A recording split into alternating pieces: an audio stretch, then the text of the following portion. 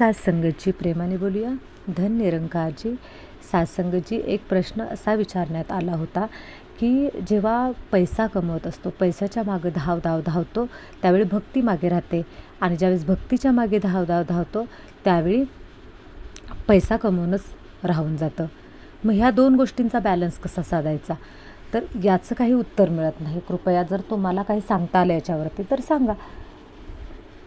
जेव्हा हा विषय समोर आला त्यावेळेस काही गोष्टी, ज्या गोष्टींचा विचार अगोदर माझ्याही मनात नव्हता आला, परंतु जेव्हा चिंतन करायला बसले त्यावेळेस या गोष्टी समोर आल्या. आणि त्या गोष्टी म्हणजे अशा होत्या की जीवन जगत असताना आपल्याला हा एक उद्देश राहतोच, पैसा कमवणे. कारण आपल्या गरजा आहेत, प्राथमिक गरजा आहेत, दुय्यम गरजा आहेत, आणि आपल्याला अन्न वस्त्र निवारा, आपण पूर्वी सांगायचो की अन्न वस्त्र निवारा, परंतु आपल्या आता दुय्यम गरजाही निर्माण झाल्यात. आता मुलाचं शिक्षण आहे, घरदार घ्यायचं आहे, आपण बाहेर राहत असतो, आपल्याला घर हवं असतं, आपल्याला फ्लॅट हवा आहे, कोणाला काय घर बांधायचं असते, किंवा कोणाला मुलांची लग्न आले, कुठं दवाखाना आला, काही आलं, ह्या सगळ्या गोष्टींसाठी पैसा लागतो. त्यामुळे माणूस पैसा कमवतो. आणि दुसरीकडे एक अशी आहे की भगवंताबद्दल अपार प्रेम आहे, श्रद्धा आहे, त्यासाठी भक्तीही करण्याची इच्छा आहे. आणि भक्तीच्या मागे काहींना तर असं वाटतं की हे पैसा वगैरे काही नको कमवायला, आणि आपण मस्त ह्या ईश्वराच्या आठवणीमध्ये राहूयात. पण तसंही राहून चालत नाही. कारण जर आपण ईश्वराच्या आठवणीमध्ये जर आपण स्वतःला कंटिन्यू ठेवायला लागलो तर आपलं पैसा कमवणं राहून जातं. म्हणजे काय होतं तर थोडंसं आपण आपल्या ह्याच्यातून आपल्याला वैराग्य निर्माण व्हायला लागतं, आपल्याला काही करण्याची इच्छा राहत नाही, मग आळस निर्माण होतो, काही करावंसं वाटत नाही, असं वाटतं की हे सगळं सोडावं आणि आपण ह्याच्यामध्ये स्वतःला वाहून घ्यावं. तर अशीही काहींची मनस्थिती होते. परंतु आपण हे लक्षात घेणं गरजेचं आहे की जे अध्यात्म आहे, भक्ती आहे, ती भक्ती आपल्याला काय शिकवते तर आपल्याला सर्व कर्मबंधनातून मुक्त करत असते. आणि आपण बघा आतापर्यंत हेच ऐकत आलो की भक्ती कशासाठी करायची, तर मुक्तीसाठी. मुक्ती म्हणजे काय तर सर्व बंधनातून मुक्ती. एखादा पक्षी असतो बघा, तो पक्षी पिंजऱ्यामध्ये असतो त्यावेळेस त्याला उंच उडता येत नाही, परंतु जेव्हा आपण त्या पिंजऱ्यातून त्याला बाजूला करू त्यावेळेस तो उंच आकाशामध्ये विहार करतो. आणि आपल्या आत्म्याभोवती जी बंधनं आहेत ना, ती ही विकाररूपी बंधनं आहेत. बघा ना, त्या विकारांमधलाच आपण एक विकार घेऊया, तर तो म्हणजे मोहाचा. ज्यावेळेस एखादी आई असते, तिच्या मुलांमध्ये तिचा इतका मोह असतो की त्या मुलाला ती लांब दूरसुद्धा ठेवू शकत नाही. त्या मुलाचं भविष्य आहे, ती लांब जेव्हा त्याला ठेवेल तेव्हा त्याचं भविष्य आहे, परंतु तिचा मोह इतका आहे की नाही, मला मुलाशिवाय करमणारच नाही, माझा मुलगा मला जवळच हवा आहे. ती त्याची प्रगतीसुद्धा होऊन देत नाही. म्हणजे हा जो मोह, आणि त्या मोहामध्ये काय होतं, एखाद्या व्यक्तीच्या मनामध्ये जेव्हा एखाद्या व्यक्तीबद्दल मोह असतो त्यावेळेस त्या व्यक्तीची चिंता त्याला लागून राहते, सतत चिंता. आईचं ज्यावेळेस त्या मुलामध्ये मोह निर्माण झालेला असतो त्यावेळी तिला सतत चिंता लागून राहिलेली असते की आता माझ्या मुलाचं कसं होईल, माझा मुलगा आता तिथं जेवत असेल का, बाहेर ठेवलं तरी बाहेर जेवत असेल का, त्याने काय खाल्लं असेल का, तो आता कुठे असेल, तो नीट तर राहत असेल ना, त्याला काय का होणार तर नाही ना, त्याचं काय आता कोणी काय करणार तर नाही ना, ही जी चिंता लागून राहते. तर मोह असल्यामुळे काय होतं, चिंता लागून राहते.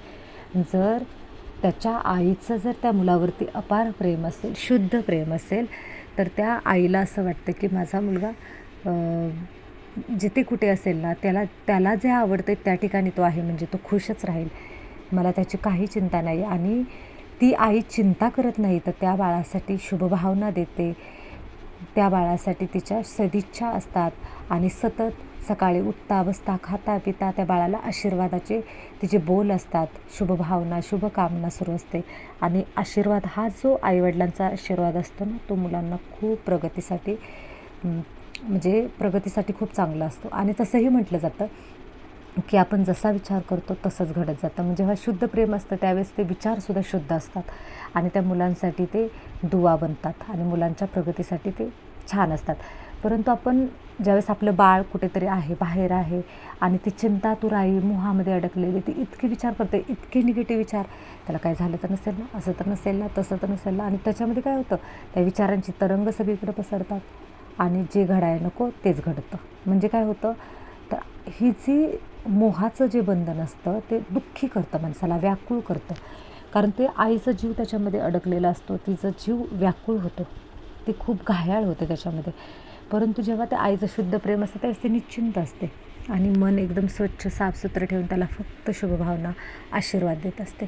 आणि तो आशीर्वादही खरा ठरतो. त्या बाळाला ते बळ मिळतं, शक्ती मिळते, त्याला ती दुआ मिळते आईवडिलांची. हे घडत असतं. म्हणजे काय होतं, जी बंधनं आहेत ना, ती बंधनं आपल्याला बांधून ठेवतात, संकुचित करतात. पण जर आपण मोह आणि प्रेमामध्ये खूप फरक आहे. कारण अति एखाद्याबद्दल जर प्रेम जागृत झालं तर तो मोहात रूपांतर त्याचं होतं. ते पण एक प्रेमच आहे, परंतु ते अति प्रेम झालं की त्याचं मोहामध्ये रूपांतर होतं. आणि अति द्वेष झाला की त्याचं तिरस्कारामध्ये रूपांतर होतं. त्याच्यामुळे तिरस्कारही होऊन द्यायचा नाही आणि अतिप्रेमही होऊन द्यायचं नाही. आणि प्रत्येकाला, प्रत्येक जीवाला त्याचं स्वातंत्र्य आहे, त्याला आयुष्य जगण्याचा अधिकार आहे. जेव्हा आपल्याला हे ज्ञान प्राप्त होतं त्यावेळेस आपण निश्चिंत होऊन जातो. आणि हे जे आहे म्हणजे विकार आपल्याभोवती काय करतात, बंधनं निर्माण करतात. आणि हे आपल्यामध्ये जे असलेले गुण आहेत ना, ते आपल्याला स्वतंत्र बनवतात. मग ते प्रेम आहे, सुख आहे, शांती आहे, दया, करुणा, परोपकार, आनंद, हे जे दैवी गुण आहेत ते दैवी गुण आपल्याला मुक्त करतात. कारण आपल्या आत्म्याला बघा ना, जेव्हा आपल्या मनामध्ये एक शुद्ध प्रेम जागृत होतं की ज्याच्यामध्ये कसलाही तणाव नाही आहे, त्यावेळेस ते शुद्ध प्रेम आपल्याला, आत्म्याला असं वाटतं की आता मी उडते, मला एक आनंद वेगळाच येत असतो. आणि तो आनंद म्हणजे तो मुक्तीचा आनंद असतो. आणि भक्ती हे माझं सगळं सांगण्यापाठीमागचा उद्देश असा आहे की मुळात आपल्याला भक्ती काय शिकवते तर इच्छा मात्र मावी द्या. हां, आपल्याला पैशाची गरज जरूर आहे, पैसा तर कमवायचा आहे, परंतु जर काय त्यांचं म्हणणं असं होतं की जर मी पैशाच्या पाठीमागे पूर्ण धावले तर भक्ती मागे राहते, भक्तीच्या मागे पूर्णपणे धावलं तर पैसा कमवणं राहून जातं. पण असं नाही. कारण बघा, त्याचा बॅलन्स आपल्याला साधायचा आहे, त्या दोन्ही गोष्टींचा बॅलन्स साधायचा आहे. आपल्या जीवनामध्ये पैसाही गरजेचा आहे आणि आपल्या जीवनामध्ये भक्तीही गरजेची आहे. कारण आपण जन्माला आलो आणि एक ना एक दिवस मरणारच आहे. पैसा कमवून, सगळ्या गरजा भागून जर आपल्याला तेच आयुष्य जर असतं, पैसा हेच जर आपलं आयुष्य असतं, तर मग आपल्याला मृत्यू आलाच नसता. संतांनी सांगितले की शेवटचा दिस गोड व्हावा, त्याच्यासाठी भक्ती करायची. पण आपल्याला त्या दोन्ही गोष्टींचा बॅलन्स करायचा. आता बॅलन्स कसा करायचा, आता बघा की एक रुटीन आहे, आपल्या लाईफचं रुटीन सुरू करायचं आहे. आपण जेव्हा सकाळी उठतो त्यावेळेस उठल्या उठल्या भगवंताचं नामस्मरण करायचं, त्याची आठवण करायची आणि त्याला समर्पित होऊन आपण एक एक कर्म करायचं. प्रत्येक कर्म करत असताना त्याची आठवण करायची. स्मरण करायचं म्हणजे नामस्मरण करा किंवा स्मरण करा. हे निराकार प्रभू म्हणा, तूही निरंकार, तू माझ्यासोबत आहेस. माझं हे जे कर्म आहे ते कर्म करत असताना हे फक्त माझं नाही आहे, तुझंही आहे, तू माझ्यासोबत आहेस आणि आपण दोघं मिळून हे कर्म आपलं करणार आहोत. असं एक एक कर्म करताना त्याची आठवण काढायची, कर्म करायचं. कर्म करून झालं की पुन्हा आपण त्याचा शुक्रिया करायचा आणि त्याला समर्पित करायचं. जेवत असताना त्याची आठवण करायची, त्याला पूर्ण त्याची आठवण करून जेवण करायचं. जेवण झाल्या पूर्ण ते जेवण पण त्याला म्हणजे ते सगळं पूर्ण त्याला समर्पण करायचं. पाणी पिताना किंवा आपले प्रत्येक कर्म करत असताना, जर आपण जॉबला असेल तर जॉबला एखादं समजा आपल्याला कॉम्प्युटरवरती असेल आपलं वर्क किंवा शाळेमध्ये टीचिंगसाठी असेल तर टीचिंग करण्या अगोदर त्याचं आव्हान करा की हे प्रभू, निरंकार प्रभू, तू माझ्यासोबत आहे. तू अप्रत्यक्षरित्या आपल्यासोबत असतोच. जेव्हा आपण आव्हान करतो त्यावेळेस तो नक्कीच असतो. मग त्याची आठवण करा आणि परत ते कर्म केल्यानंतर पुन्हा त्याला समर्पित करा. असं करत करत आपण त्याची दिवसभरात आठवण करू शकतो. मग असं नाही की आपल्याला कर्म सोडायचे आणि आपण त्याची परमात्म्याची आठवण करत बसायचे. एकावेळी दोन गोष्टी होणार नाही. कारण कसं की परमेश्वराची आठवण करत असताना आपल्याला आपली बुद्धी त्या ठिकाणी काम करायची, बुद्धी आणि मन आणि बुद्धीनं त्याची आठवण करायची. पण जेव्हा आपण एखादं वर्क करत असतो त्यावेळेस वर्किंगच्या टायमिंगला काय होतं, आपली बुद्धी आणि मन दोन्हीही बिझी राहतं. म्हणून आपण सुरुवातीला आव्हान करायचं आणि शेवटी पुन्हा समर्पण करायचं. अशा पद्धतीने त्याची आठवण करायची. आणि त्याची स्पेशल आठवण करण्यासाठी आपण सकाळी मेडिटेशनला बसायचं. मेडिटेशनला बसत असताना आपण मेडिटेशन म्हणजे काय, डोळे बंद केले, हात गुडघ्यावरती ठेवले, ताट बसले म्हणजे मेडिटेशन नाही आहे. कसंही बसा, आरामामध्ये बसा आणि त्याची आठवण करा, त्याचे गुणगान गा परमात्म्याचं, त्याच्या परमात्म्याच्या शक्तीचा अनुभव करायचा आहे की आपण मेडिटेशन करायचं कसं, त्याच्यावरती पण काही व्हिडिओ बनवलेले आहेत. तर अशा पद्धतीने आपण सकाळी त्याची स्पेशल आठवण करायची, स्पेशल नामस्मरण करायचं, संध्याकाळी झोपण्या अगोदर स्पेशल नामस्मरण करायचं. अशा पद्धतीने त्याची आपण आठवण करत आपलं कर्म करायचं. आता ह्याचा फायदा काय होतो? ह्याचा फायदा असा होतो की जेव्हा आपण कुठलंही कर्म करत असताना जेव्हा ईश्वराचं आव्हान करतो त्यावेळी ईश्वर अप्रत्यक्षरित्या आपल्यासोबत येतो.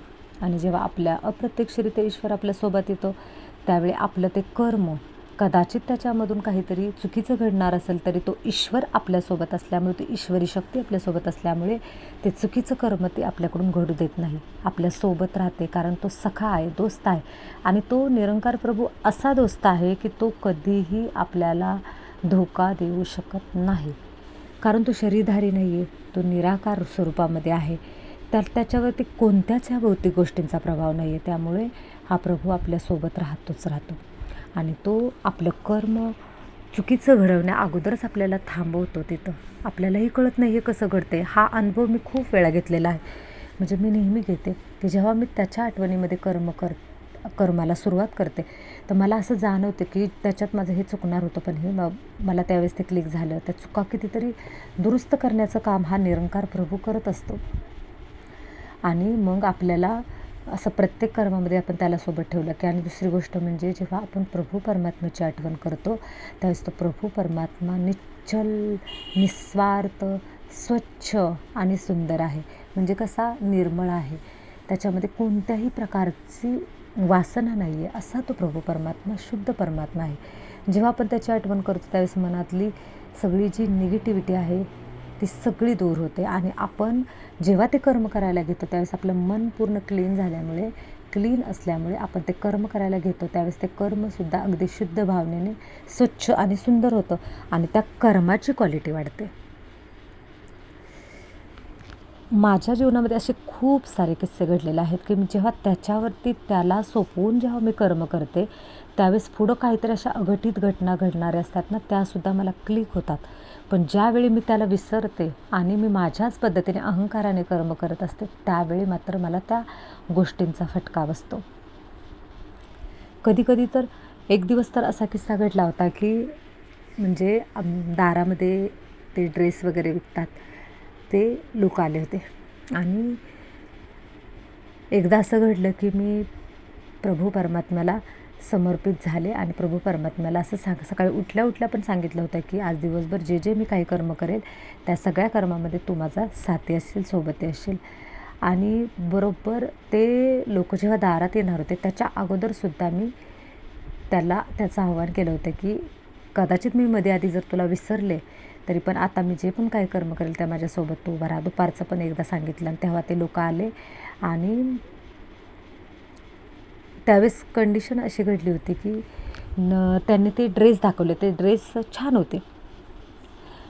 होते परंतु ते ड्रेस घेताना असा किस्सा घडला होता की त्यांनी ते ड्रेस दाखवले आणि ड्रेस दाखवल्यानंतर मला पण छान वाटले, म्हटलं घ्यावं. आणि ते बिचारे असं वाटलं की उन्हातून आलेत, त्यांना नको म्हणजे जास्त नको त्रास द्यायला, जास्त नको तंग द्यायला, कारण त्यांनी घड्या वगैरे घालून ठेवलेल्या असतात. एक आपल्या मनामध्ये करुणेची भावना असते, म्हटलं त्या जास्त विस्कटायला नको की काय नको. मग त्यांनी मला ते ड्रेस दिल्यानंतर मला असं वाटलं की नको उचकटून पाहायला. पण कुठंतरी असं आतलं मन सांगत होते की कदाचित त्याच्यामध्ये काहीतरी प्रॉब्लेम असेल. मग मी ते ओपन करून पाहिलं तर मला ड्रेस एका साईडनं पूर्ण फाटलेला म्हणजे उसवलेला होता तो दिसला. आणि मग त्याच्यानंतर मी ते त्यांना सांगितलं आणि ड्रेस चेंज करून घेतला. आणि तो एक क्षण असा झाला. त्याच्यानंतर असं काही दिवसांनी असा क्षण घडला होता की असेच दारावरती ड्रेस विकणारे, साडी विकणारे असे आले होते. साडी विकणारे पण होते, त्यांच्याकडे साड्यासुद्धा होत्या. आणि साडी घ्यायची ठरली तर घेत असताना मी गडबडीत घेतली आणि म्हटलं कशाला ओपन करून पाहायचं आहे, जाऊ दे, असेल व्यवस्थित, ठीक आहे, जाऊ दे. आणि त्यावेळेस कसं झालं होतं की तो दिवस असा होता माझा की नाही की त्या दिवशी मी पूर्णपणे त्याची आठवण करायला विसरले होते. त्याला अजिबात सोबत ठेवलं नव्हतं, स्वतःच्यात धुंदीत होते. तो एक दिवस नाही तर त्याचे असे 7-8 दिवस तरी अगोदर असे गेले होते की तेव्हा मला मी माझ्याच धुंदीमध्ये होते, मी काही त्याची आठवण केली नव्हती. आणि त्या दिवशी असं घडलं की मी ती साडी घेतली आणि साडी पण चांगली 700-800 रुपयाची होती. आणि जेव्हा घेतली तेव्हा त्या साडीला म्हणजे ती छिद्र पडलेलं आणि ती साडी पाहत होती. तोपर्यंत ते लोक गेले पण होते. म्हणजे असं हे एक छोटासा अनुभव सांगितला. असे खूप सारे अनुभव आहेत की जेव्हा त्याचं आव्हान करते त्यावेळेस ते डिफेक्ट असतात, तिथं काहीतरी प्रॉब्लेम होणार असतो, तो सुद्धा क्लिक होतो. तो बुद्धी आपली फ्रेश करत असतो, तो बुद्धी आपल्याला देण्याचं काम करतो, त्यावेळेस आपली टच करण्याचं काम करतो. पण जेव्हा आपण आपल्याच ह्याच्यामध्ये असतो त्यावेळेस आपण खूप सारं नुकसान करतो. म्हणजे मला सांगायचा भावार्थ असा आहे, जेव्हा आपण त्याच्या आठवणीमध्ये हे हर एक कर्म करतो त्यावेळेस ते कर्म कुशल होतं, सुंदर होतं. आणि त्याच्यानंतर पुन्हा असं त्याचं आव्हान केल्याशिवाय कोणतंही कर्म करण्याची इच्छा होत नाही. कारण त्याचं आव्हान केलं की तो क्लिक करतो, आपल्या चुका दुरुस्त करत असतो. असा तो प्रभू परमात्म्याची ती शक्ती असते. म्हणून आपण पैसा कमवत असताना पैसा असा कमवायचा की ज्याच्यामधून कोणाचीही बददुआ आपल्याला लागणार नाही, कोणाचंही नुकसान होणार नाही आणि वाईट मार्गाने पैसा घरामध्ये नाही आला पाहिजे. जर आपण दुसऱ्याला लुबाडून पैसा आपल्या घरामध्ये आणत असेल, दुसऱ्याला त्रास देऊन आपण पैसा घरामध्ये आणत असेल, आपण दुसऱ्याचा गळा घोटून जर पैसा आपल्या घरामध्ये येत असेल, दुःख देऊन जर दुःख यातना देऊन जर आपण घरामध्ये पैसा आणत असेल, तर तो पैसा आपल्या जीवनामध्ये दुःखच घेऊन येणार आपल्या. म्हणून पैसा कमवायचा आहे, म्हणून कसाही पैसा, कसाही कुठूनही कसाही, म्हणजे किती लोकांचं नुकसान होते, काही होते आणि तरीही आपण पैसा कमवतो आहे. तर असं ज्यावेळेस आपण पैसा कमवतो त्यावेळेस आपल्या जीवनामध्ये संकटच संकट येणार. कारण तो चुकीचा पैसा आपण घरामध्ये आणला आहे ना, तो पैसासुद्धा चुकीच्या मार्गाने जाणार. कधी कधी असं होतं की आपल्याला दवाखाना आपल्या जीवनामध्ये खूप सारा येणार आणि काही गोष्टी घडणार, निगेटिव्ह गोष्टी घडणार, त्याच्यामधून आपल्याला आपले पैसे जात असतात आणि आपल्याला त्याच्यामुळे नुकसान सहन करावं लागतं. अशा गोष्टी घडत असतात. तर त्यासाठी आपल्याला काय करायचं आहे, पैसा हा चुकीच्या मार्गाने आपल्या घरामध्ये नाही आला पाहिजे. पैसा कमवण्याचे साधन जे आहे ना ते पवित्र असले पाहिजे, शुद्ध असले पाहिजे. शुद्ध मार्गाने पैसा घरात आला पाहिजे तर तो सुख देणार आहे. जर आपण अध्यात्माच्या मार्गावर आहे तर पैसा हा शुद्ध स्वरूपामध्येच घरात आला पाहिजे. आणि दुसरी गोष्ट म्हणजे कुठलंही काम करा पैसा कमवण्याचं, पण त्याच्यामध्ये आपण त्याला समर्पित करूनच हर एक कर्म करायचं. म्हणून ह्या गोष्टी जर आपण पाळल्या तर आपल्याला जीवनामध्ये भक्ती आणि पैसा कमवणं याच्यामध्ये खूप सुंदर असा बॅलन्स साधता येईल. माझ्याकडे अशी खूप सारी उदाहरणे आहेत की जीवनामध्ये पैसा हेच सर्वस्व नसतं, तर आपल्या जीवनामध्ये भक्ती हे खरं तर सर्वस्व आहे. भक्तीला प्रथम स्थान आणि आपण जर संसारामध्ये काही गोष्ट करत असतो ना त्याला दुय्यम स्थान, पण त्या गोष्टी करायच्या आहेत परंतु त्याला प्रथम स्थान द्यायचं नाही. ते प्रथम स्थान आपण भक्तीला, अध्यात्माला द्यायचं आणि दुय्यम स्थान आपण काय करायचं आहे, पैसा कमवणे किंवा आपल्याला काही गोष्टी करतो आपण त्याला द्यायचं आणि कर्म करत राहायचं. कर्माच्या फळाची सुद्धा अपेक्षा ठेवायची नाही. आणि मुळात म्हणजे आपल्याला असं वाटतं की सगळं सुख माझं हे पैसा कमवण्यामध्ये आहे, मला हे मिळालं तर सुख, ते मिळालं तर सुख, ते मिळालं तर सुख, पण तृष्णा कधीही थांबत नाही. तृष्णा आपली सतत वाढत असते. आज एक गोष्ट मिळाली तर उद्या दुसरी कोणती तरी गोष्ट हवी असते. तृष्णा कधीच संपत नाही, त्यामुळं मनशांती कधी मिळत नाही, सॅटिस्फॅक्शन नाहीच नाही. म्हणून पैशाच्या मागे ना अजिबात धावू नका. आपण स्वतःला चेंज करण्याच्या मागे धावा. जेव्हा मन सकारात्मक होतं ना त्यावेळेस आपल्याला पैसा कमवण्याचे मार्गसुद्धा आपल्यापुढे खूप चांगले चांगले परमात्मा आणतो आणि आपण त्या मार्गाने जर चाललो ना तर आपल्या घरामध्ये पैसा येतो, तो सुख घेऊन येणार येतो. आणि महत्त्वाचं म्हणजे आपण लाखो कमवते, घरामध्ये कटकटी आहेत, घरामध्ये दवाखाना आहे, घरामध्ये खूप साऱ्या पिढा आहेत, मग तो पैसा चुकीच्या मार्गाने आल्यामुळे घरामध्ये एवढ्या पिढा आहेत. परंतु तोच पैसा जर प्रभू परमात्म्याला समर्पित केलेल्या कर्माचा असेल, लोकांची दुआ दुआ कमवणारा जर पैसा घरामध्ये येणार असेल तर तो पैसा काय करतो, आपल्याला आत्मिकदृष्ट्यासुद्धा स्ट्रॉंग करतो, शारीरिकदृष्ट्यासुद्धा स्ट्रॉंग करत असतो आणि तो पैसा घरामध्ये आनंदच घेऊन येतो. आणि विशेष म्हणजे अजून एक गोष्ट आपल्याला करायची आहे, कितीही जरी पैसा कमवला तरी त्याचा 10वा हिस्सा आपण त्याची सेवाच केली पाहिजे. ईश्वराची सेवा, ईश्वरासाठी आध्यात्मिक कार्यामध्ये, मग ती कुठेही करा, तुम्ही सत्संगमध्ये करा, एखाद्या मंदिरामध्ये करा किंवा दानधर्म करा, एखादा अनाथाश्रम असेल, एखादं वृद्धाश्रम असेल, त्या ठिकाणी सेवा करा, कुठेही करा, पण करा. 10% हिस्सा आपण त्याच्यातला बाजूला काढलाच पाहिजे आणि त्याचं दान केलं पाहिजे. कारण काहींना अहंकार असतो की मी पैसा कमवते, मी का देऊ. नाही, बुद्धी देणारा बुद्धिदाता तो आहे म्हणून तू पैसा कमवतोयस. तुझं शरीर दणकट दिलं आहे ना त्यांनी तुला, म्हणून तू कमवतोयस, म्हणून तुला ते देणं भाग आहे. कशासाठी, तुझंच शरीर तंदुरुस्त राहण्यासाठी, रोगमुक्त राहण्यासाठी, तू खुश राहण्यासाठी तू त्यातनं दान करणं गरजेचं आहे. याच्यासाठी हे माणसाला खरं तर सांगणं गरजेचं आहे आणि हा माणसासाठीच खरं तर सल्ला आहे. तर अशा पद्धतीने भक्ती आणि पैसा या दोन्ही गोष्टींचा आपण खूप छान पद्धतीने बॅलन्स साधला तर जीवनामध्ये प्रचंड सुख येतं, शांती येते, आनंद येते, भरभराट होते आणि सगळ्यांचं कल्याणसुद्धा आपल्या हातून होतं आणि स्वतःचं कल्याण देखील होऊन जातं. तर हा व्हिडिओ आपण इथेच थांबूयात. सगळ्यांचं खूप खूप कल्याण होऊ द्या. सगळ्यांच्या जीवनामध्ये सुख, समृद्धी, भरभराट खूप सारी येऊ दे आणि सर्वजण खूप आनंदामध्ये राहू दे आणि सगळ्यांना मोक्षाचं द्वार खुलं होऊ दे. हीच प्रभूचरणी प्रार्थना. सात्संगची प्रेमाने बोलूया. धन निरंकारची